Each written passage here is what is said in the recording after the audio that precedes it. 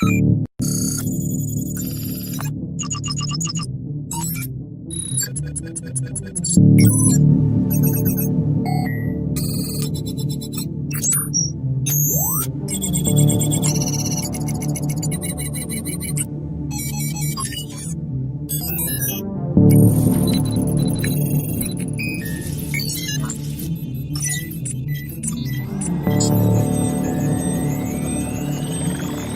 CPMH tem a honra de receber o Dr. Márcio André. Dr. Márcio André vai falar para nós hoje, compartilhar o conhecimento e a experiência que ele tem com os implantes customizados. Ele é especialista em cirurgia bucomaxilofacial pela Universidade Estadual do Rio de Janeiro, mestre em radiologia pela Universidade Federal do Rio de Janeiro e membro titular do Colégio Brasileiro de Cirurgia Bucomaxilofacial. Dr. Márcio André, meu muito obrigado aí por ter aceito o convite para participar da série de webinars da CPMH e, por favor, fique à vontade. Bom, eu queria agradecer o convite, a oportunidade de estar aqui hoje de novo para dividir a minha experiência com vocês. Como eu falei anteriormente, é um prazer trabalhar com a CPMH, que foi uma empresa que topou há 2 anos desenvolver um trabalho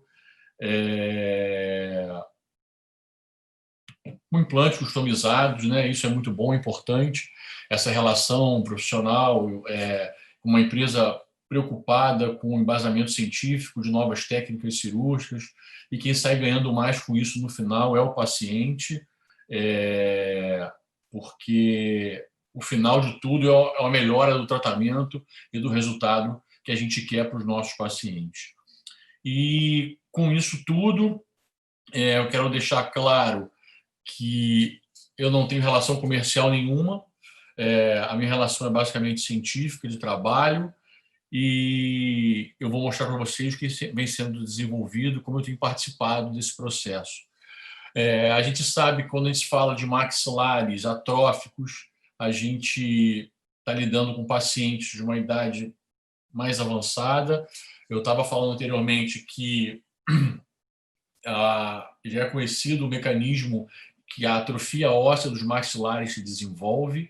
A gente sabe que isso atinge pessoas acima dos 30 anos, em média, e que, como a nossa população, a expectativa de vida tem aumentado a cada ano, é cada vez mais comum a gente encontrar pessoas de uma idade mais avançada com uma atrofia óssea acentuada, e que, pela projeção de expectativa de vida desse paciente, ele quer uma qualidade de vida boa para poder viver aí os 30 anos, 40 anos finais de sua vida da melhor forma possível, com qualidade de vida, com vida social e funcional, estética muito boa.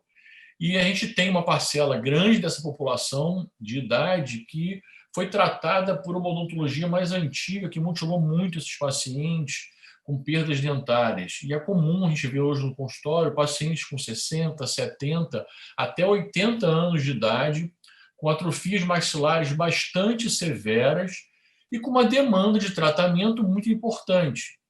Ao mesmo tempo, esses pacientes carregam com eles também um histórico médico importante, que às vezes impossibilita o profissional de realizar um procedimento reconstrutivo, e até mesmo o paciente nessa idade não está disposto a enfrentar um tratamento prolongado e muito invasivo, pelas condições de saúde e de tempo também.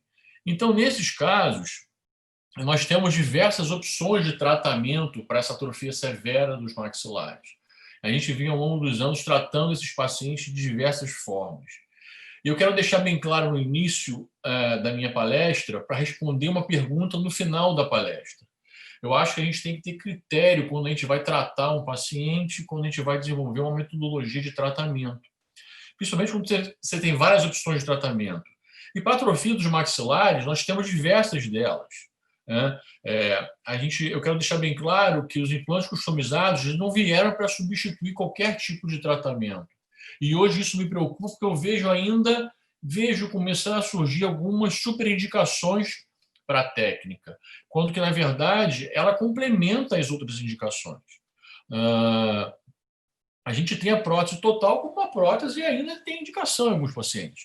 É claro que ela vai perdendo cada vez menos a indicação na medida em que os procedimentos vão se modernizando e o leque de opções vai aumentando. E numa proporção, então, de 1 até 7 mecanismos de tratamento, eu diria que do 1 seria o mais conservador para o 7º, que é o mais invasivo. Então, que vai desde uma prótese total, a técnica All-on-4, com 4 implantes inferiores ou superiores, é uma técnica bastante difundida, com muita literatura, já dando embasamento para isso, trazendo um benefício estético e funcional para os pacientes enorme. E ela tem muita indicação. Eu gosto muito, com uma outra opção, com uma terceira opção, na maxila principalmente, o levantamento bilateral dos seios maxilares com enxerto ósseo, implantes posteriores segurando uma barra, às vezes inclinando os implantes mais anteriores da região dos pré-molares, por exemplo, quando o paciente tem uma atrofia óssea muito grande na região anterior. Então, eu ainda uso essa técnica para alguns pacientes. Eu diria para vocês que em 4, 5, essas duas técnicas se alternam. Aí vai depender muito da preferência de cada profissional. Implantes zigomáticos também têm indicação, mas eu acho que vai muito da preferência pessoal de cada um, da experiência e da curva de aprendizado de cada profissional. Implantes customizados, eu acho que entra aí junto com os implantes zigomáticos, quando as 3 primeiras opções foram descartadas. Nós já tratamos, há um tempo atrás, muitos pacientes com reconstrução com enxerto ósseo grande, da crista ilíaca, sob anestesia geral, um procedimento altamente invasivo, e que a gente sabia que existia um grau muito acentuado de absorção desses enxertos a médio e longo prazo. Então, essa 6ª técnica, eu basicamente, eu aboli da minha... Eu não gosto, eu acho que hoje nós temos opções melhores, assim como a reposição inferior da maxila, quando o paciente tem uma atrofia tão severa, com o colabamento dos lábios, principalmente do lábio superior, né, o murchamento daquela musculatura. Usávamos muito a reposição inferior da maxila com enxerto interposicional. Eu também acho que vai caindo por terra na medida que a técnica dos implantes zigomáticos vai sendo cada vez mais bem executada e mais bem dominada, e com o surgimento, principalmente, dos implantes customizados, que é uma tecnologia que realmente trouxe muito, muito ganho para os pacientes no que diz respeito à qualidade do tratamento, à longevidade e à segurança. E aí eu queria começar a minha palestra com uma pergunta, né? Em função de tudo isso, de todas essas opções, qual é a melhor opção de tratamento? E aí que eu quero mostrar aonde eu acho, na minha opinião, na minha experiência, aonde que se encaixa o implante customizado. A gente sabe que os implantes customizados, eles muitas vezes são confundidos com implantes antigos da década de 60, que foram publicados em jornais científicos importantes de cirurgia e que surgiram na época com desenhos para colocação numa forma subperiosteal, sem uma adaptação tão eficaz na anatomia de cada paciente. E que esses implantes foram muito utilizados nessa época e trouxeram uma série de complicações. Eu não acho justo nem correto a gente confundir os implantes customizados de hoje em dia com os implantes subperiosteais ou justaósseos daquela época. Eu acho até que essa nomenclatura não cabe. E eu vou explicar para você mais na frente por causa disso, o porquê disso. Por quê? Quais seriam essas principais diferenças? Esse é um caso antigo, vocês me desculpem, isso é ainda é época de slide, eu digitalizei esses slides, slides meus estavam com fungo. Eu achei esse caso, revendo alguns casos meus da década de 90, final da década de 90, em que eu cheguei a ver alguns pacientes que tinham esses implantes justaósseos, subperiósteos, geralmente com esse quadro de infecção, exposição acentuada, né, dos implantes, principalmente na região anterior. Na região palatina também nós víamos algumas exposições importantes, com infecção, drenagem de secreção, e esses pacientes vinham desenvolvendo sintomatologia dolorosa. Eu já tive alguns pacientes, eu tive que tirar isso em centro cirúrgico pela extensão, não é uma cirurgia fácil de realizar, né? Então, assim, esses implantes certamente caíram por terra por conta dessas complicações. E vocês podem notar que os desenhos eram parecidos, mas eles não tinham nenhum tipo de fixação óssea.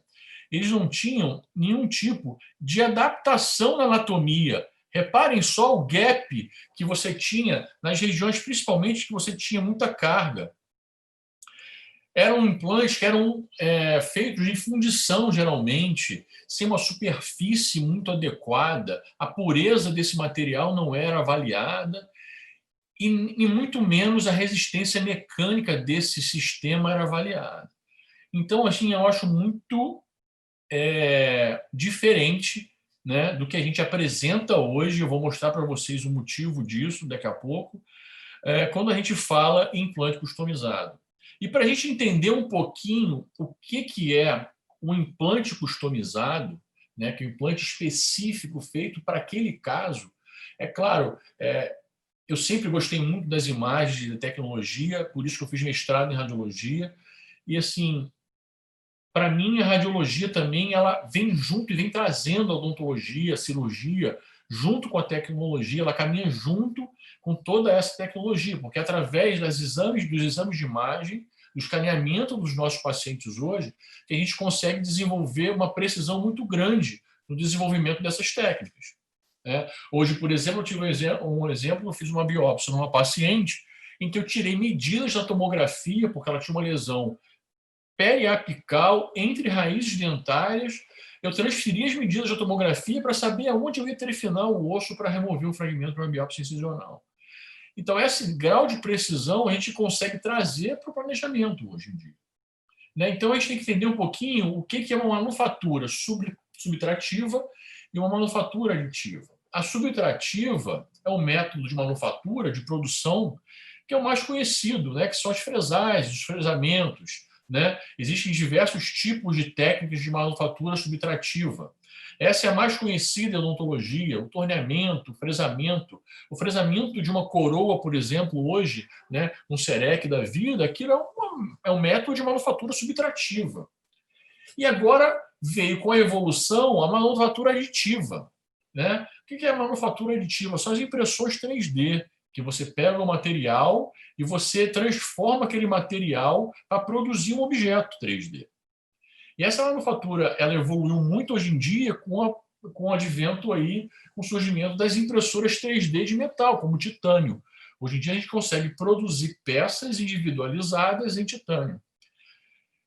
Essa questão técnica melhorou muito diversas dificuldades que nós tínhamos, que é o custo. Obviamente, se você, ao invés de pegar um bloco de titânio, ao invés de você desgastar aquele bloco para produzir a peça, você conseguir produzir a peça com pó do metal, através da sinterização a laser, você vai consumir muito menos material, então você vai ter um custo menor, uma produção até mais eficiente, do projeto do digital, modelo físico, porque você tem uma prototipagem mais rápida, então você tem mais rapidez, você consegue produzir peças com desenho tridimensional mais complexo. Algumas fresagens ficam mais difíceis com isso, porque você precisaria de tornos muito mais específicos. E você imagina você produzir num torno uma peça tridimensional com várias, vamos dizer assim, características geométricas importantes para você adaptar aqui no seu paciente. E com isso você melhorou a customização do produto de uma forma muito acentuada. E além da sustentabilidade, obviamente, se você está desperdiçando menos material, você está consumindo menos material, você está gerando menos resíduo, você está salvando a natureza. Então, é um método muito moderno, que exige também ambientes muito específicos. Esse é um ambiente na Europa que eu pude visitar, uma sala limpa, você tem um fluxo muito controlado. Essa aqui é a impressora de titânio que eu falei para vocês, que produz o material através da sinterização a laser. Eu não vou entrar muito agora nessa parte técnica, porque nesse momento eu queria mostrar para vocês como é que ela funciona. O pó de titânio vai ser um depositado e o laser vai sinterizando, vai formando, fundindo aquela peça. Notem aqui o desenho sendo formado da peça. Aí depois ela vem limpa o pó de titânio e a peça vai sendo formada nessa placa aqui que vocês estão vendo. E você consegue produzir peças geométricas bastante complexas. Obviamente, elas saem de uma forma mais bruta, elas têm que receber um tratamento para isso.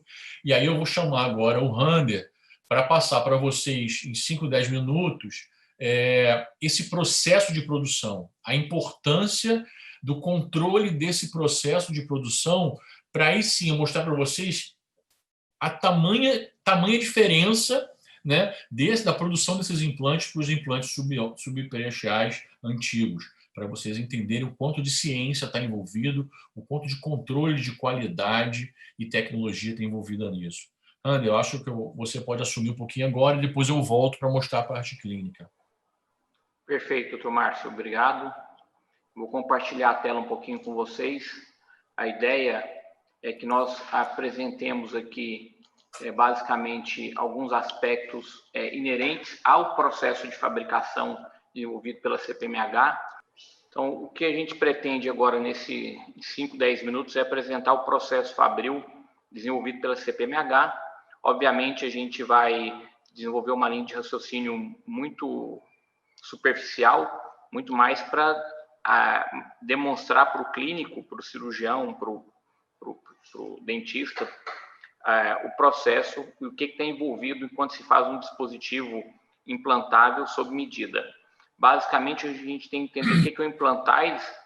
O implantais ele é um dispositivo que foi desenvolvido e o desenho que a CPMH optou é um desenho validado desde 2012, através de uma empresa europeia sediada em Portugal, chamada Boniese, que tem um médico dentista chamado Rui Coelho, que desenvolveu esse sistema. Nós temos, então, uma placa para atrofia óssea maxilar e mandibular, feito sob medida, e que hoje isso só é possível baseado na tecnologia da manufatura aditiva. Basicamente, essa placa ela é uma das opções para tratar a base óssea atrófica. Foi desenvolvido uma conexão que encaixa um mini pilar cônico, um multi-unit, e esse multi-unit ele é proprietário porque aqui nós temos uma altura de conexão de 4 milímetros. Então, em tese, do ponto de vista protético, a partir da conexão do mini pilar cônico, do multi-unit, você passa a ter os componentes padrões do mercado. Mas a gente não vai se deter nesse ponto. Eu acho que a ideia é muito mais discutir que o sistema já usado em 2020, nós temos mais de 500 casos realizados por todo o mundo, principalmente na Europa, clientes basicamente Portugal, Espanha, Reino Unido, parte do Oriente Médio. Então, um sistema já bastante utilizado, e a CPMH optou por utilizar esse design justamente porque ele tem 5 anos de acompanhamento clínico longitudinal. Obviamente, a gente entende que ainda é um tempo curto, mas quando se fala de dispositivos médicos odontológicos implantáveis, já é bastante tempo, apesar de clinicamente ser um tempo muito reduzido, e a gente, obviamente, está entendendo e começando a interpretar como é que isso vai se comportar a longo prazo. É importante citar que o sistema passou por várias modificações de melhoria desde quando foi lançado, e por isso que a CPMH realizou essa joint venture com a Boniese, para que a gente pudesse ter um produto que já tivesse 5 anos de acompanhamento clínico, nós tivéssemos um produto que já tivesse evoluído. Então, esse foi o driver que motivou com que nós fizéssemos isso. A CPMH trabalha com dispositivos implantáveis de diversos tipos e basicamente sob medida. E como é que isso é feito?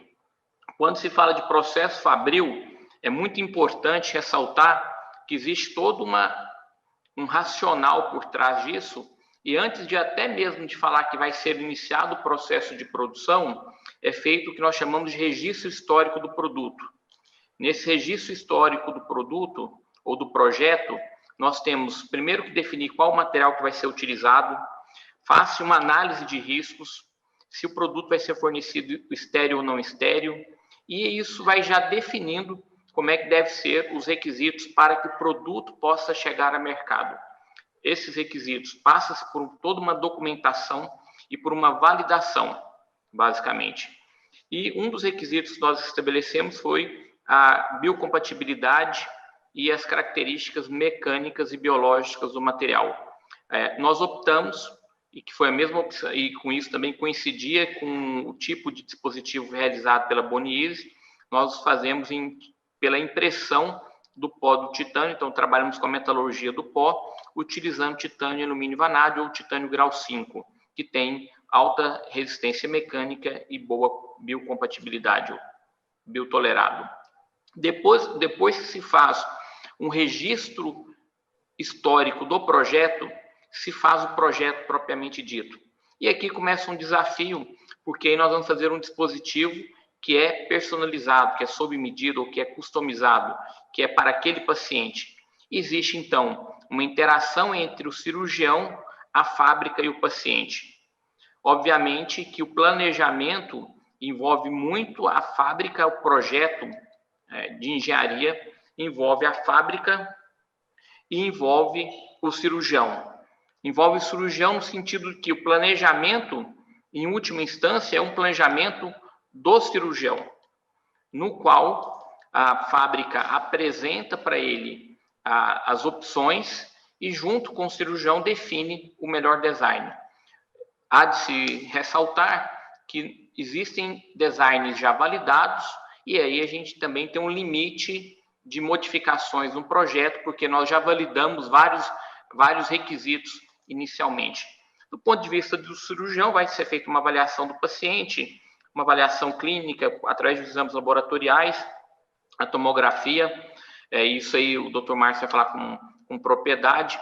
É muito importante nós termos um guia tomográfico quando da realização da tomografia, do exame tomográfico, no qual nós possamos ver a posição dos dentes e a posição da base óssea para que a gente possa, a partir disto, fazer um planejamento reverso e estabelecer a posição das conexões protéticas. Depois que é feito isso, realiza-se uma análise de elementos finitos para todos os casos clínicos, no qual é feito um ensaio de simulação de tensões, tanto para o tecido ósseo quanto para a placa. E, eventualmente, o design da placa tem que ser modificado ou reposicionado um ou outro parafuso baseado na simulação. E a gente tem algumas validações que demonstram que é muito próximo do que acontece clinicamente quando você tem uma concentração de tensões nessas placas, basicamente. Depois de ter feito o projeto e haver a anuência do cirurgião, nós passamos para uma outra etapa, que é a etapa da fabricação propriamente dita. Então, o registro histórico do projeto é igual para todos. O projeto já começa a ter o que nós chamamos de customização. Já inicia-se nisso a personalização do projeto propriamente dito. A CPMH está estabelecida em Brasília, Distrito Federal, e conta com um parque de equipamentos como impressora 3D, sala com pressão positiva, sala limpa, ISO 7 e ISO 5, justamente para dar todas as condições necessárias para que nós tenhamos um produto seguro e eficaz clinicamente. Inicialmente, a gente faz o processo de impressão, depois do projeto ter sido aprovado pelo cirurgião. Depois de feita a impressão, é feito o acabamento da peça e um tratamento térmico levado num forno com atmosfera de argônio, e depois é feito um tratamento de superfície na parte da placa e dos mini microparafusos que entram em contato com o tecido ósseo. O tratamento de superfície utilizado é o SLA, que é duplo ataque ácido com jateamento. Desta forma, nós temos aqui, então, uma imagem do dispositivo, da placa, do implantais impresso. Essas regiões em que vocês veem que parece estruturas tubulares, essas estruturas são suportes para a placa. Então, como o Dr. Márcio demonstrou naquele vídeo, o pó é depositado sobre uma plataforma, o laser faz a sinterização desse pó, e aí o resultado é este, que vai daqui para um forno de atmosfera inerte de argônio, é feito um tratamento térmico para liberar as tensões, e esse dispositivo vai para um outro equipamento, que é um centro de usinagens de 5 eixos, para que faça o acabamento dessa superfície.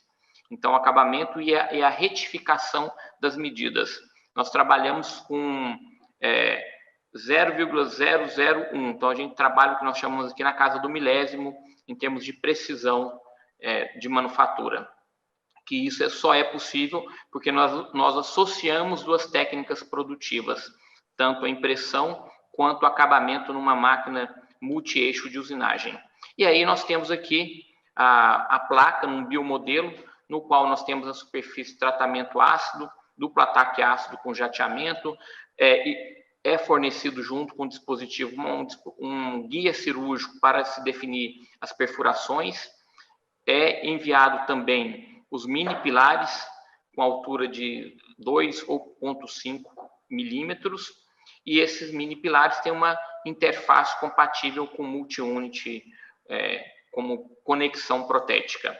A superfície tratada ou a superfície SLA vai otimizar o processo da osseointegração, como já é conhecido, e aí existe um fluxo para que a gente possa fazer tecnicamente tudo isso que nós vimos. É o envio de uma tomografia, existem características que essa tomografia tem que ser realizada, é mandatório que se utilize uma tomografia com guia tomográfico em posição, é feito um design da estrutura pela equipe de bioengenharia, depois desse design é feita uma videoconferência de validação pelo profissional, e aí só depois da autorização do profissional para a validação daquele design é feita a impressão 3D com todas as etapas produtivas de acabamento, tratamento térmico, tratamento de superfície, embalagem numa sala limpa, envio para esterilização e depois ao cliente. Então, esse é o fluxo que deve ser realizado para que nós tenhamos um produto ao final que seja seguro e eficaz clinicamente. Falado da manufatura, a gente tem uma abordagem clínico-cirúrgica, que é exatamente a abordagem que o Dr. Márcio André Costa está desenvolvendo agora como linha de raciocínio, e a ideia foi justamente que nós tivéssemos a possibilidade de demonstrar para vocês qual é o fluxo que a gente segue com relação à produção disso. Doutor Márcio, de maneira muito rápida, acho que a ideia era essa, é demonstrar para eles qual é o nosso fluxo de processo fabril. Obrigado aí pela oportunidade. Eu volto a palavra para o doutor Márcio. Continuidade. Bom, como eu interrompi agora há pouco para dar a palavra ao Rander, para mostrar para vocês a questão da metodologia de manufatura, né? É um processo bastante moderno, bastante controlado, totalmente rastreável. A rastreabilidade do processo de produção é de extrema importância tanto para a segurança do paciente no final e do profissional que vai tratar aquele paciente, como para o controle de qualidade daquela peça e da própria fábrica, né? E a gente tem hoje muita literatura recente falando sobre a customização de implantes, da modelagem 3D, as perspectivas futuras disso.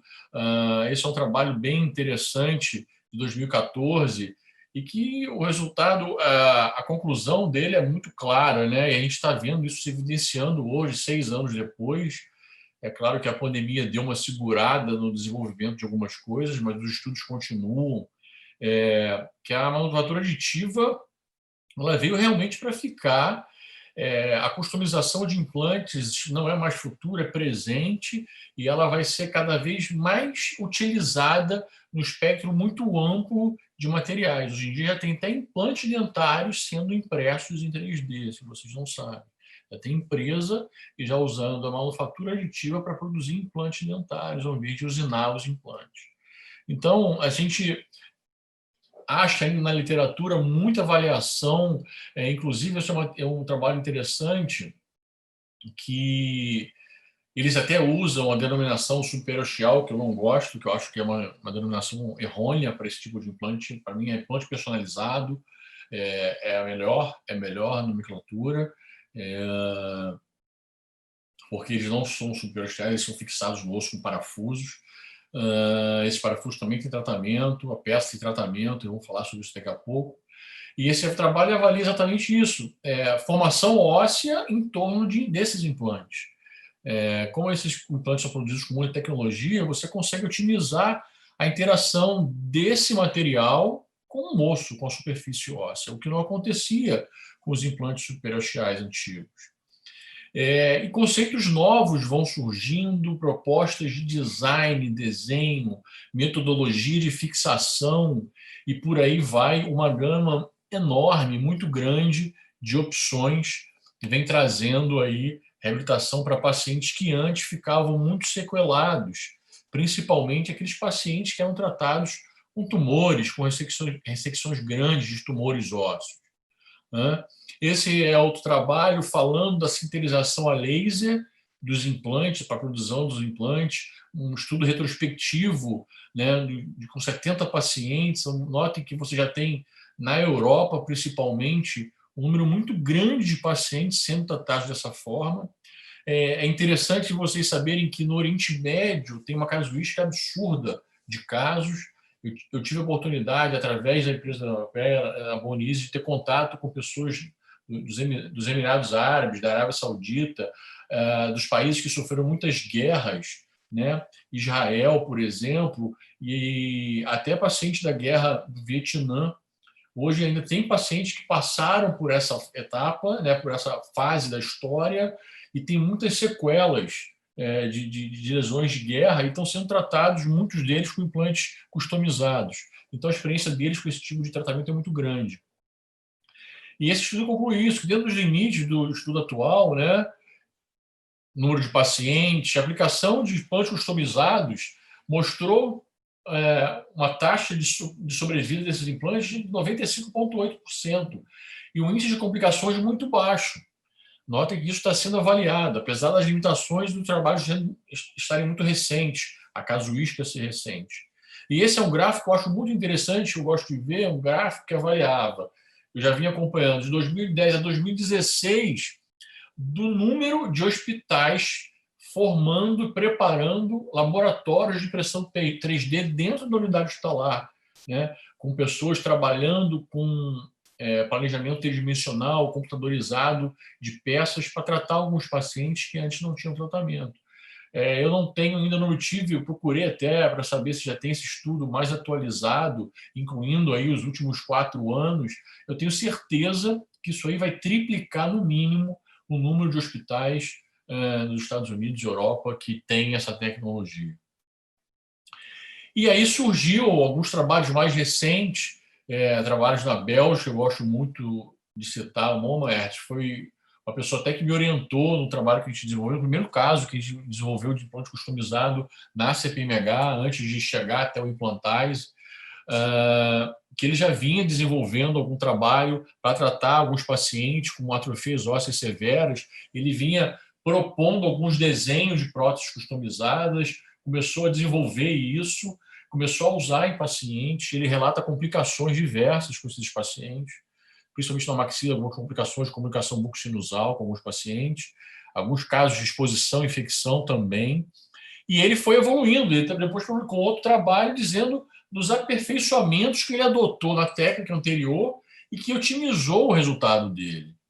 E notem que o grau de evolução é tão grande que ele cita, né, na conclusão desse trabalho, que eu acho muito interessante, que são os desenvolvimentos biológicos, como jateamento da peça, preparo de superfície da peça com ataque ácido, né, formando uma superfície hidrofílica, mesmo princípio usado enquanto odontia, né?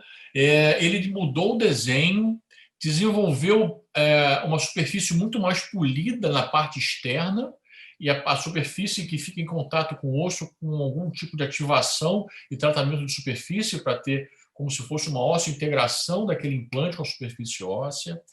Ele já sugere até fazer algumas alterações de desenho e dos postes que simulam os implantes. assim como principalmente guias de incisão, guias de osteotomia, né, guias em resina impressos de impressoras 3D para guiar a osteotomia que você precisa fazer para preparar para o paciente receber aquela peça. E muito desse desenvolvimento da biomecânica foram a análise de elementos finitos, que realmente botou aí um ponto final na questão biodinâmica de resistência daquele material, você podendo até diminuir o desenho sem detrimento da resistência daquele material, através da análise de elementos finitos. Eu vou mostrar isso mais na frente. E ele cita, inclusive, pigmentação rosa em alguns posts que ficam, né, expostos na boca, uma coisa bastante interessante. Então, para vocês terem uma noção desse desenvolvimento, e até trabalho na literatura, esse é um trabalho mais recente também, de 2020, desse ano, de janeiro, publicado no International Journal, que mostra a avaliação, inclusive, da relação dos implantes, dos pacientes que foram mutilados por cirurgias muito invasivas de tumores agressivos, tratados com esse tipo de tecnologia, relacionando o resultado deles com a melhora da qualidade de vida. E é espetacular quando você vê desenhos incríveis, coisas sendo desenvolvidas, você vendo pacientes com sequelas muito graves, como um paciente que eu vou mostrar para vocês daqui a pouco, podendo ser tratado de uma forma muito promissora, muito segura, com muito embasamento científico. E para começar essa parte mais clínica, a gente tem que lembrar também que a mucosa altera com osteoatrofia. Essas são duas fotografias que mostram uma mandíbula sem atrofia óssea e uma mandíbula com atrofia óssea. A gente nota que até o tecido ceratinizado ele diminui. Isso é um fator ruim, né? É um fator negativo para você colocar a sua peça.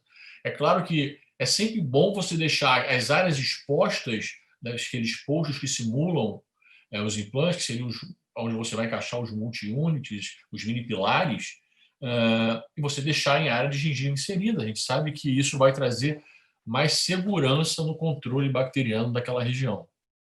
A gente entender um pouquinho, a gente vem avaliando isso também, a questão, relacionar a questão das inserções musculares é muito importante, porque elas vão atuar naquela maxila, nem tanto, mas na mandíbula, principalmente atrófica, de uma forma muito, muito mais importante. Essa musculatura, na verdade, ela pode ajudar na diminuição da exposição de alguns implantes, a partir do momento que você muda a forma de você fechar ou cobrir a sua ferida cirúrgica. Isso é uma coisa bastante interessante. E a evolução disso tudo. A gente usa também princípios lá de trás. Para você desenvolver uma peça como essa, princípios foram utilizados, obviamente.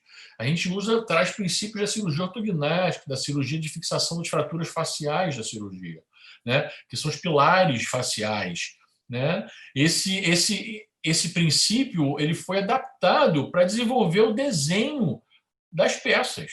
Nós queremos simular superfícies, áreas, simulando os pilares de resistência da face, tanto na maxila quanto na mandíbula. E hoje a gente consegue enxergar o paciente, graças ao desenvolvimento desses softwares tridimensionais, como uma malha tridimensional. E você vai avaliar não só o paciente como uma malha tridimensional, como também a própria peça. E aí que vem o teste de elemento finito. Então, se vocês forem comparar, a grosso modo, o desenho de uma fixação, por exemplo, de uma cirurgia ortognática, das placas de uma cirurgia ortognática, dos métodos de fixação, você vai ver que a gente age nas áreas de resistência, dos pilares de resistência maxilar, e você vai simular isso no desenvolvimento da sua peça protética. É basicamente isso que foi utilizado no desenvolvimento, no design dessas peças. Então, essas peças hoje são levadas para um software que vai desenvolver o desenho, já existe lá na Bone-Easy, um padrão de desenho deles.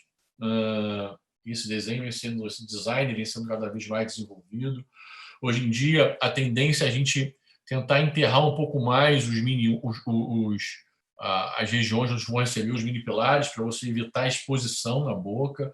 A gente tem notado que existe uma área de interação óssea entre essa região e o osso, com neoformação óssea, inclusive, em torno dessa conexão. Então, é assim que funciona isso. E hoje você tem uma gama muito grande de pacientes que podem se beneficiar desse tratamento.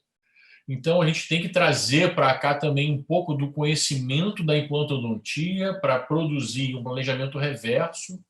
Lembre que a gente vai ter que pedir lá, para quem não trabalha com prótese, que é o meu caso, mas a gente vai ter que ter um suporte de um protesista muito bom, experiente, para fazer o planejamento reverso, fazendo a técnica, muitas vezes, do duplo escaneamento, o paciente para a gente poder transportar para o ambiente computacional a montagem dos dentes daquele paciente, botar marcadores radiopacos, o paciente tomografar com a prótese, depois tomografar a prótese do paciente, através da técnica do duplo escaneamento. É muito bom você fazer isso, porque você vai dar uma exata noção do posicionamento dos dentes da peça, para você posicionar os posts que vão receber os mini pilares de uma forma bastante correta, para você ter uma prótese com contorno bastante favorável para a higiene e para a longevidade do seu tratamento.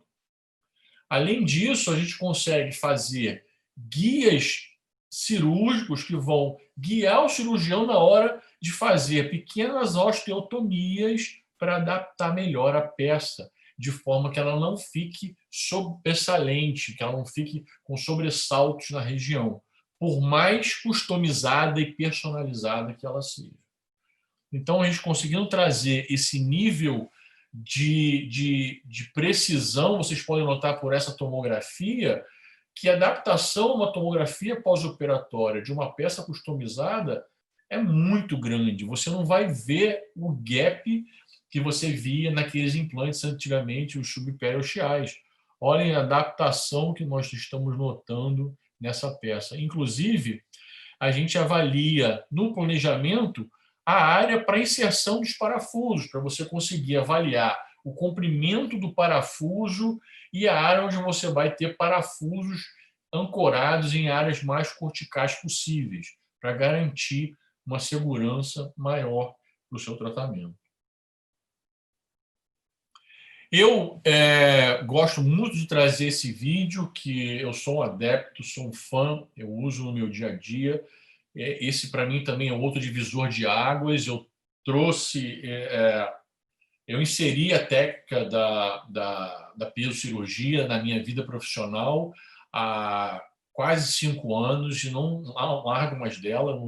Praticamente eu não uso mais serras elétricas, serras para osteotomias, eu só uso motor piezoelétrico, e eu acho a indicação dele para osteotomias nessas regiões, principalmente no all-on-4, e para os implantes customizados, fantástico, uma técnica muito conservadora, que a gente consegue fazer uma osteotomia muito precisa, com pouco sangramento, sem lesar os tecidos moles que a gente quer preservar, a gente quer proteger aqueles tecidos que vão cobrir aquela peça. Então, eu uso muito a piezocirurgia para fazer as osteotomias dos meus casos. Essa é a análise de elementos finitos, que ela é baseada, ela se baseia na física e na engenharia, né? Aliada à biologia. Na verdade, o que se faz no ambiente computacional, esse teste, você transforma aquela peça numa malha, que a gente chama, e essa malha ela tem várias estruturas que são avaliadas de acordo com uma pressão mecânica que é simulada no ambiente computacional. E você vai avaliar áreas de tensão, áreas de torção da peça, e saber se o desenho que você fez para aquela peça, para aquele caso, vai suportar as forças que o paciente vai ter numa mastigação. Coisa que você também não tinha nos implantes subperiosteais. Os implantes que eram fundidos, né? Muitos deles fraturavam e causavam lesões no paciente. Então, na verdade, o Implantize hoje é um sistema que, além de ter um tratamento de superfície da parte interna que fica em contato com o osso, para otimizar uma integração com o tecido ósseo, ele tem um polimento, uma superfície muito polida, para caso ocorra pequenas exposições daquele material, que hoje são cada vez menores, o índice de exposição hoje que a gente tem nessas próteses é cada vez menor, por conta dessa evolução no design da peça e no tratamento da superfície dessa peça. Mesmo que ela fique exposta, você não vai ter uma aderência fácil de placa bacteriana. Você acaba convivendo bem com aquela exposição. O paciente consegue conviver bem se ele higieniza aquilo. Diferente, por exemplo, de um implante com superfície de roxa que é exposto na boca. E até alguns implantes zigomáticos, por exemplo, em técnicas zigomáticas, de fixações zigomáticas, que ficam com roscas expostas por alguma complicação que surgiu naquele caso. A gente sabe que elas podem ocorrer. Mas isso foi uma evolução muito grande que eu acho que otimizou e trouxe muito sucesso para o Implantize.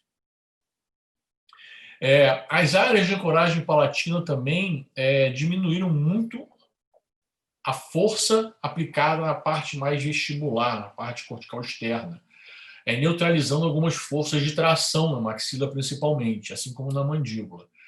E a gente vê que, pelo menos a experiência que as pessoas passam para a gente ao longo desses anos, praticamente 500 casos fora do Brasil, é que eles nunca tiveram problema de exposição óssea no palato. Às vezes assusta um pouquinho, mas é a área de menor índice de complicação, né?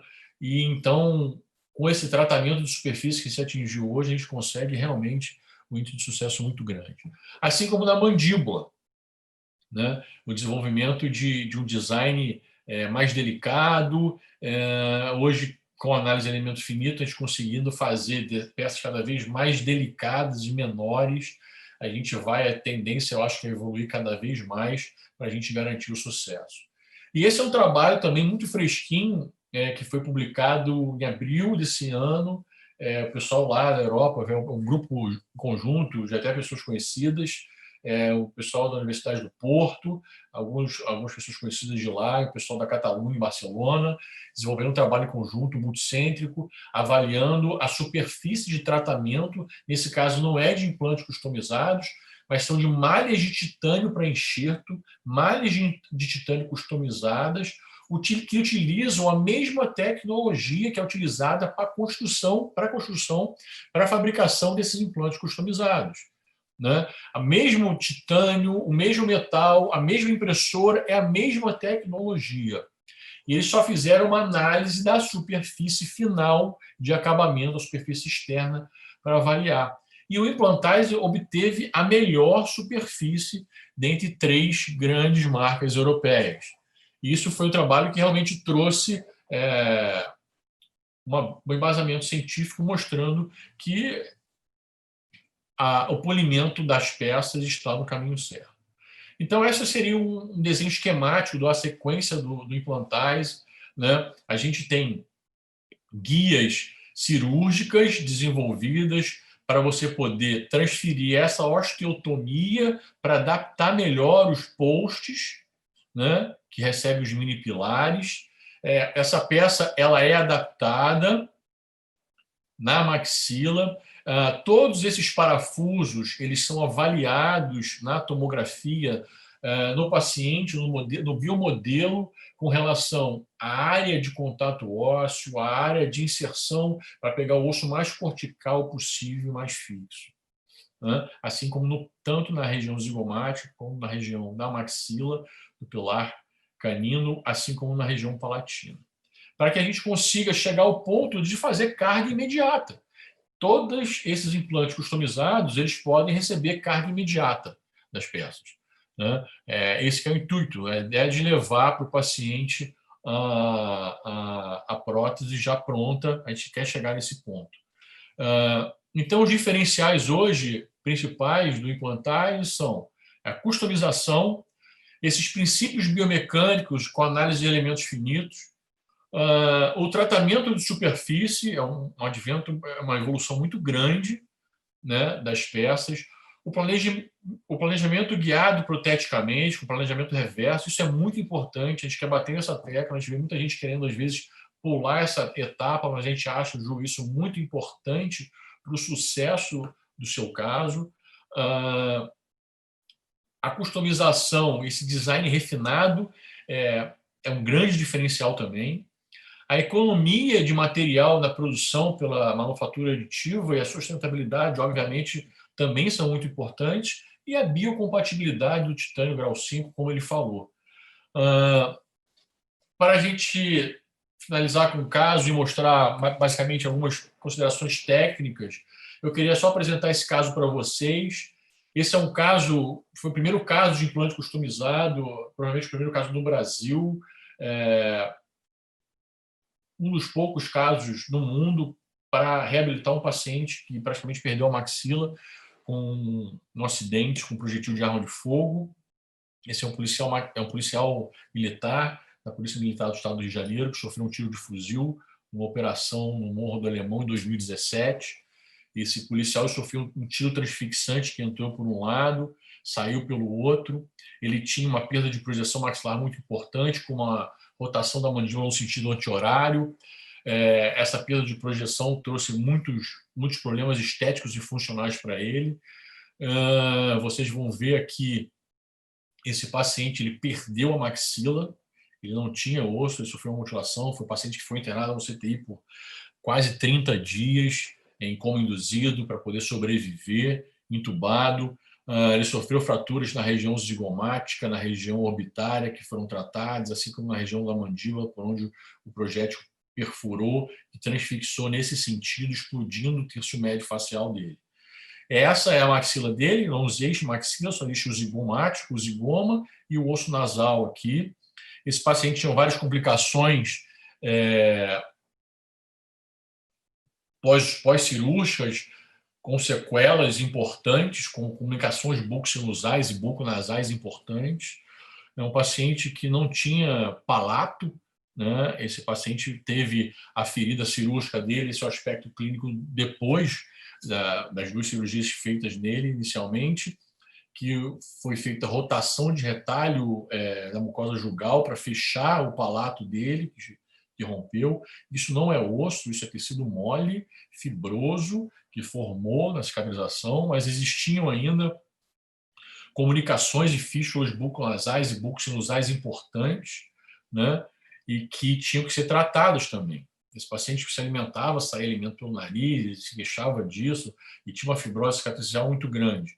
Então, você tem ausência de osso em toda essa região, né? Você só tem tecido mole, se eu perfurar essa região, eu vou cair dentro da cavidade nasal, né? A nível quase aí de osso etimoide, podendo chegar até em cavidade craniana, com uma complicação de infecção, uma infecção ascendente, por exemplo.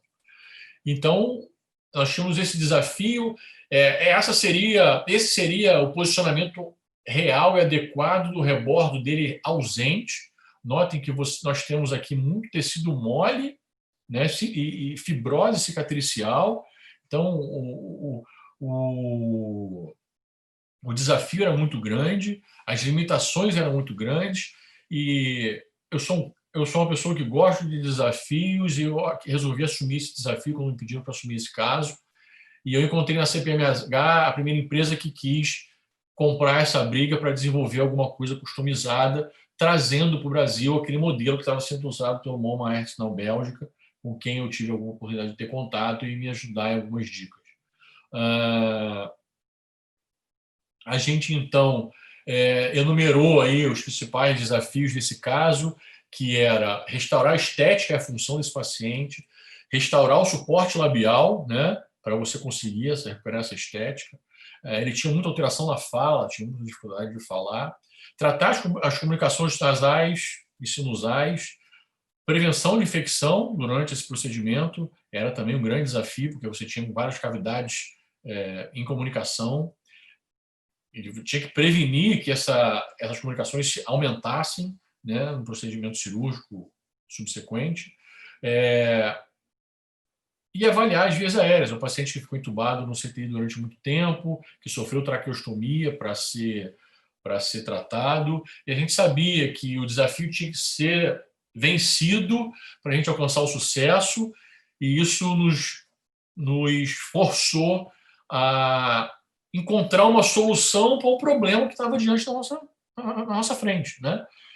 E para isso a gente tem que pensar um pouquinho fora da caixa e buscar coisa nova. E foi assim que a gente começou, com uma ideia, obviamente baseada em pesquisa, em literatura científica, como eu mostrei para vocês antes, levar isso para um planejamento digital e virtual. Aí que entrou a CPMH, quando resolveu assumir esse desafio comigo. E esse paciente começou a ser planejado em 2017 e foi operado em 2019. Ele fez 1 ano de operado esse ano, e a gente tem o controle dele de 1 ano, para chegar na cirurgia com o planejamento final. Esse período, como foi o nosso primeiro caso, levou cerca de 1 ano.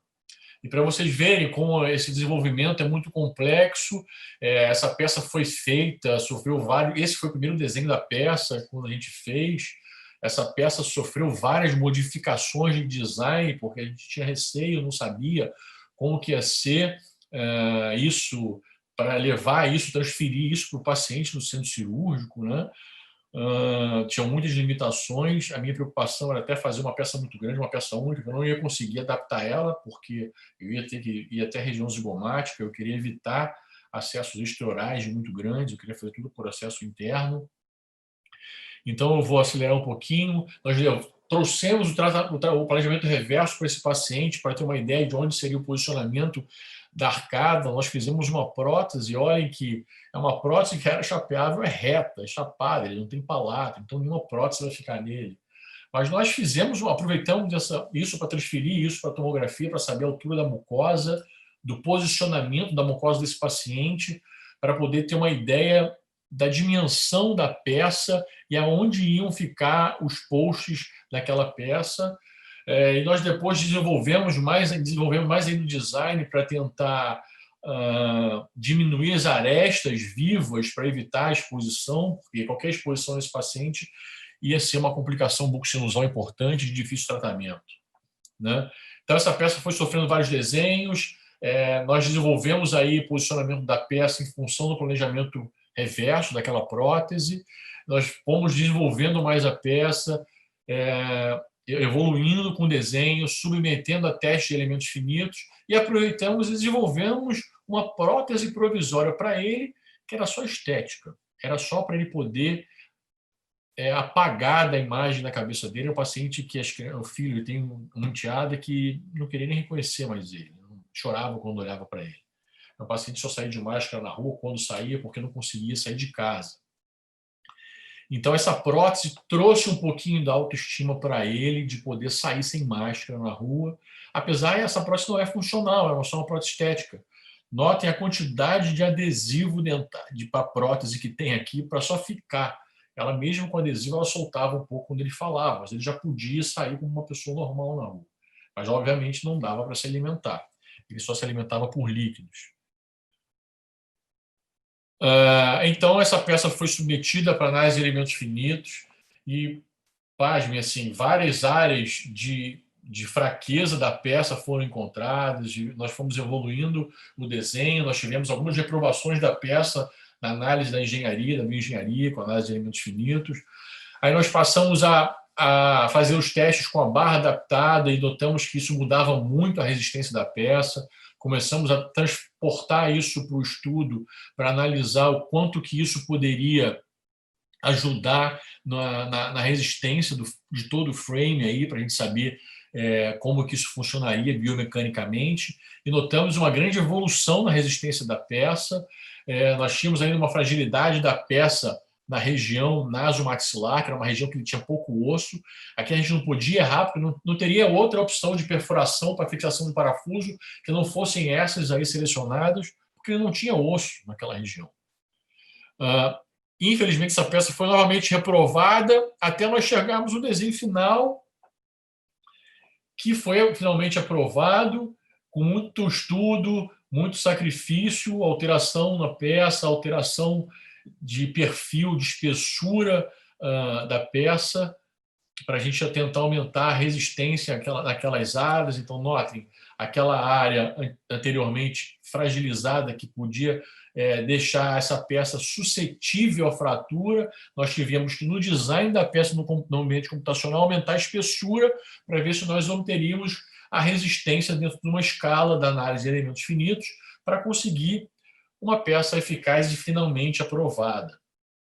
E assim foi, chegamos no projeto final da peça. Esse era o meu modelo do planejamento final, um meu modelo executado, que me ajudou muito a fazer o planejamento cirúrgico e transferir isso para o paciente. E partimos para a cirurgia. Esse caso tem alguns detalhes importantes, mas senão a gente vai ficar... Eu tenho uma aula só sobre esse caso. Para resumir, era um paciente, como eu falei para vocês, que tinha diversos aspectos importantes da intubação, e foi feito com uma broncofibroscopia para a gente analisar como é que era a traqueia, se tinha algum desvio. Esses pacientes podem desenvolver estenose traqueal por conta de internação prolongada no CTI. Isso foi feito junto com uma equipe de anestesiologia, junto com um broncofibroscopista que levou isso para o centro cirúrgico. Esse paciente foi ao centro cirúrgico.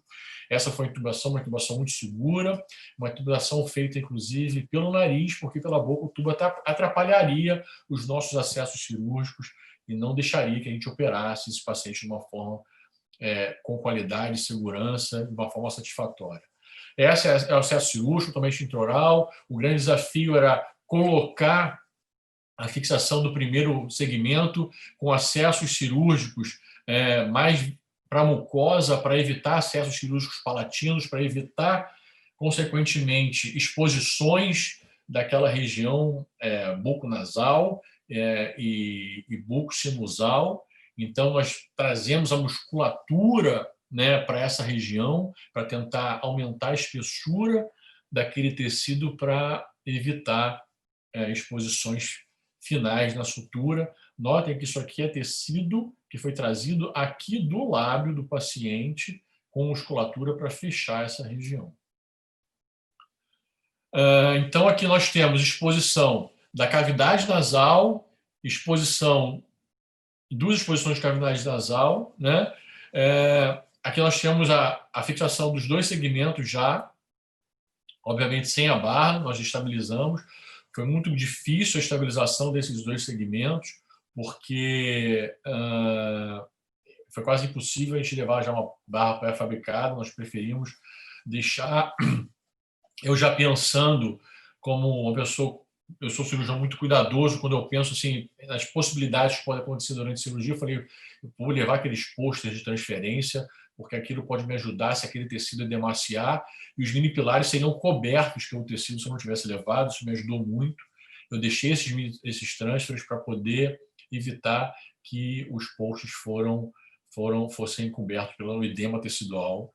Eu usei, aí a gente tem que associar a tecnologia, a fibrina, para fechar e suturar a fibrina nas regiões de comunicações bucosinusais. Usei a fibrina em torno de todos os pilares, né, os postos de implante dele, para poder melhorar a qualidade tecidual e engrossar o tecido nas regiões das comunicações. Depois disso feito, nós tentamos transferir aquela prótese que ele tinha, que não adaptava, fazendo perfurações e transferindo. E aí vem a parte laboratorial. Ele ficou com aquela prótese provisória durante um mês, para depois fazer a final. E aí é o tratamento convencional de implante, moldagem de transferência, os análogos dos implantes dos modelos. Eu tive o suporte de pessoas amigas da prótese que me ajudaram nesse caso e que mandaram fabricar uma barra e uma prótese final para esse paciente, que saiu de um estado bastante grave, de funcional, estético e psicológico, para um estado bastante satisfatório do ponto de vista funcional, fonético, mastigatório. O paciente hoje tem uma vida normal, voltou a fazer atividade física, ele pratica esporte, sempre foi um adepto da prática de esporte. Essa é a prótese final dele, do tipo protocolo. O fato dele ter o arco mandibular totalmente preservado ajudou muito. Notem os parafusos de fixação da prótese, ainda com guta, no dia da fixação. E esse é o paciente, o aspecto no sorriso final. Ele era um paciente que era um pouco classe 2, ele mostrou uma foto anterior, tinha uns caninos bem acentuados, ele queria manter isso um pouquinho, porque ele pediu para parecer que ele tinha recuperado o que ele tinha antes. Essa questão da pessoa que leva um tiro, principalmente o militar, eles têm essa questão de recuperar a honra, né, que é a remoção do projétil, na cabeça pesa muito, e a recuperação do que eles perderam. E eu acho que a gente conseguiu devolver isso para o paciente. Essa é uma tomografia mostrando todo o sistema fixo, né, e muito estável na anatomia do paciente. E é um trabalho em equipe, com muito desafio, muito árduo, muita dedicação, como todo outro. A história desse caso ela pode ser vista por um documentário que foi feito com a ajuda da CPMH e do paciente, em colaboração.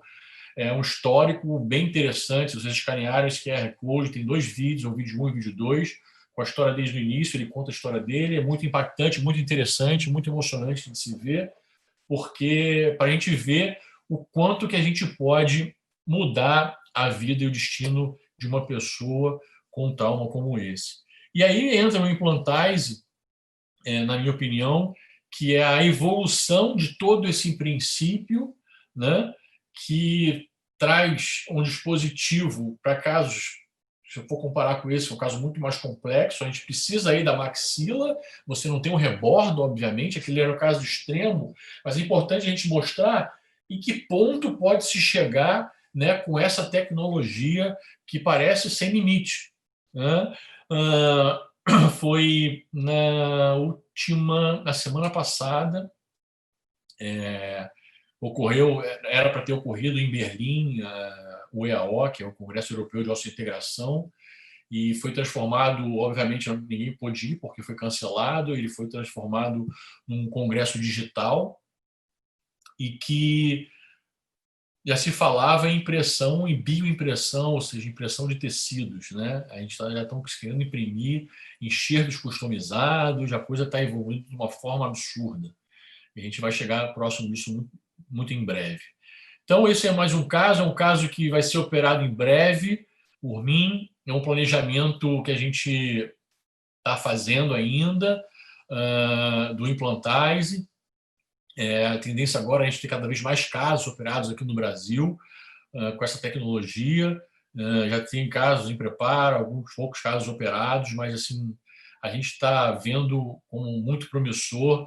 Olhem como a gente transporta o nosso planejamento reverso para o ambiente computacional, é feito o design, posicionamento dos posts, é feito para otimizar a parte protética, isso é muito importante. Notem que os parafusos são avaliados na região óssea, a qualidade óssea, para você ter certeza de que aqueles parafusos vão obter uma fixação bastante favorável, tanto na área zigomática como na área maxilar, assim como na área palatina. E esse projeto ele é enviado para o profissional para ver se ele tem alguma sugestão, alguma alteração no design, se ele se sente confortável no que está sendo feito. Ele também, o profissional tem que participar desse desenvolvimento. É uma cirurgia que exige um conhecimento cirúrgico muito grande, importante. A gente pretende em breve lançar curso de credenciamento para a técnica. Tem alguns detalhes cirúrgicos bastante importantes da técnica que devem ser compartilhados para que a gente não tenha, evite as complicações, obviamente. Então, aí você analisa a parte óssea por dentro, né, como eu falei para vocês, para fixação dos parafusos, e obtém uma peça bastante individualizada, com design bastante personalizado, com anatomia muito característica, muito próxima, assim, muito fidedigna para adaptação à anatomia óssea do paciente. E aí vem todas aquelas vantagens. Essa é uma cirurgia feita com adaptação da peça no paciente. A gente acha que a gente tem que evoluir um pouquinho a adaptação dos parafusos nas plaquinhas, na peça, para tentar deixar o menos proeminente possível. Essas coisas vão evoluir aos poucos. Notem que são acessos extensos, a gente tem que ter controle disso. Já é o paciente na sutura, com prótese final fixada, um caso muito bem tratado, com os protetores dos mini pilares em posição, sutura final. E a radiografia final pós-operatória mostrando a adaptação perfeita da peça. O paralelismo é fantástico, a gente não vai se preocupar aí em fazer perfuração dos implantes, mas nós vamos obter a peça com o desenho vai favorecer toda a biomecânica, a biodinâmica, a funcionalidade dessa prótese no paciente, associada à análise de elemento finito, que vai dar para a gente a segurança de resistência de todo esse sistema. Então, finalizando aí, é o menor custo biológico para o paciente, baixo índice de complicações cirúrgicas. A vantagem do implantagem é que ele não exige um enxerto ósseo, assim como as técnicas OnFor. Eu passei para vocês no início da aula aquela minha árvore de decisões, onde eu encaixo o implantase como uma forma de tratamento. A gente vai encerrar com aquela pergunta, respondendo aquela pergunta.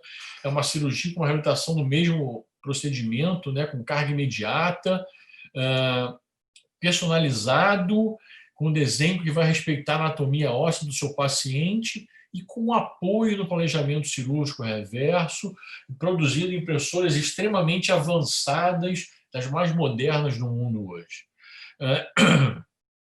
E você ainda tem a vantagem de receber um projeto em 3D que você pode se comunicar com o paciente e mostrar para ele as vantagens desse tratamento. E como possíveis complicações, em mais de 480 casos, a gente tem a exposição de algumas áreas, a comunicação bucosinusal e a mobilidade. De todas essas complicações, eu diria para você que a minha única preocupação hoje é a exposição, e mesmo assim, com aquela superfície, as outras são muito raras, a exposição ela pode ser evitada com técnicas cirúrgicas adequadas.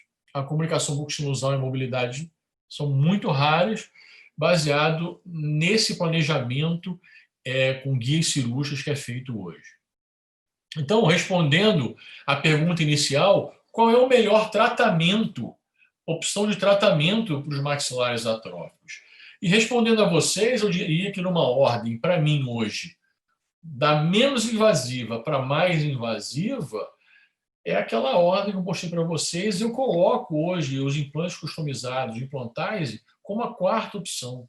Quando eu não, obviamente, a prótese total ela vai caindo por terra à medida que os pacientes querem ter mais qualidade de vida. Como eu falei para vocês, que a expectativa de vida dos nossos pacientes vai aumentando. O OnFor é uma técnica muito segura, que, na minha opinião, é a primeira opção. E naquela técnica, vou ter dificuldade para buscar ancoragens ósseas mais difíceis para a minha técnica OnFor, e que eu não possa usar um enxerto ósseo nos seios maxilares, que eu gosto muito de fazer também toda ela com um motor piezoelétrico, com implantes posteriores, eu parto já penso que o implantares ele já entra como a grande indicação, ele tem aí uma indicação muito ampla em diversos pacientes. Só temos que tomar cuidado para não superindicar em casos que você pode tratar de formas mais simples, principalmente em casos múltiplos, casos unitários. Eu penso dessa forma. Os implantes zigomáticos, tem conheço pessoas que trabalham com extrema excelência, com trabalhos admiráveis com implantes zigomáticos, que também compete aí com implante customizado, com implantase, no rol de indicações, e aí vai muito da escolha pessoal de cada cirurgião. Então, eu excluiria as outras duas últimas hoje e ficaria, acho que nessas aí você consegue resolver praticamente todos os pacientes. E para pedir, para a gente começar a planejar os casos, eu já estou encerrando, faltam poucos minutos, em 2 minutos eu encerro. A gente tem que saber pedir o exame. Isso é muito importante. Tem que salientar aqui que a tomografia Cone-Beam, que é a mais conhecida da odontologia, é uma tomografia muito limitada, porque o FOV, que é a área dela de abrangência do exame, é muito pequena, é muito limitada. Porque a Cone-Beam foi feita para detalhes muito específicos de regiões dentárias. né? E quando você hoje usa a Conibin para avaliar fratura radicular, por exemplo, então você limita a área do feixe, né, de radiação para você ter mais detalhe na sua tomografia. Só que na técnica do implantase, você precisa da tomografia completa da face. Então, você não vai conseguir pegar com a Conibin a face inteira do paciente. Nesse caso, os tomógrafos maiores, os tomógrafos multi-slice, que a gente chama, são os mais indicados, os tomógrafos que se usam na medicina, né? Aqueles tomógrafos são os mais indicados e também tem uma qualidade de imagem com detalhe muito grande. Então, a gente tem que encaminhar para centros de radiologia que tenham os tomógrafos. Não dá para fazer com a Conibin. A Conibin é muito complicada para usar. E existe um protocolo. Esse protocolo vocês encontram no site do Implantase, vocês encontram no site do Implantase, de como deve ser a fatia. Eu sugiro que copie e colhe essa cola aqui. Se vocês levarem isso, colocarem esse protocolo no seu pedido, vocês vão ter um exame muito bom, dificilmente que não vai ser aprovado lá na parte de gráfica 3D no computador para você fazer o seu desenvolvimento. Porque é muito desagradável o paciente fazer o exame e depois ter que repetir o exame porque o exame não foi satisfatório para desenvolver a técnica. Bom, encerrando, eu digo que a gente tem que ter uma visão de futuro. Eu gosto muito dessa imagem, é assim que eu olho a nossa profissão, sempre à frente, é assim que a gente tem que olhar a nossa área de atuação, não só profissional, como cidadãos. A gente tem que pensar um pouco, olhar por um outro ângulo as coisas, até para ser mais compreensíveis uns com os outros e tentar identificar o problema do nosso paciente de uma forma mais personalizada, não é só o implante que tem que ser personalizado, a gente tem que adequar o tratamento a cada paciente. Eu gosto muito de terminar essa aula com um dizer da Michelle Obama, dos Estados Unidos, que eu gosto muito. O sucesso não tem a ver com o quanto de dinheiro que você ganha, mas, para mim, principalmente, eu concordo com ela, mas com a diferença que você faz na vida de outras pessoas. E é pensando assim que a gente vai conseguir obter sucesso no tratamento dos nossos pacientes. Existe no site da CVMH, no Implantase, a consulta para artigos científicos. Se vocês escanearem esse QR Code, acho que o site ainda está no ar, eu não confirmei isso com eles, mas vale a pena vocês consultarem. Vocês podem consultar os artigos científicos atualizados. As questões comerciais são todas vistas com eles. Eu acho que é uma solução diferenciada para você mostrar para o seu paciente, eles podem ajudar vocês. Tem um setor comercial muito interessante, por região, que pode ajudar vocês nesse sentido, quem quiser começar a analisar a técnica. Eu acho importante fazer o credenciamento para a técnica. Eu tinha um projeto pessoal meu que eu estou botando em execução esse ano. A pandemia adiou esse projeto, que era nós desenvolvemos uma Academy, que é um núcleo de imersão em odontologia, que nós vamos ter um treinamento para diversas técnicas cirúrgicas com alguns parceiros. Nós estamos agora marcado o curso de autodensificação que vai acontecer no dia 27 de novembro, aqui em Niterói, na minha cidade, e a gente, em breve, vai lançar um credenciamento para o Implantase.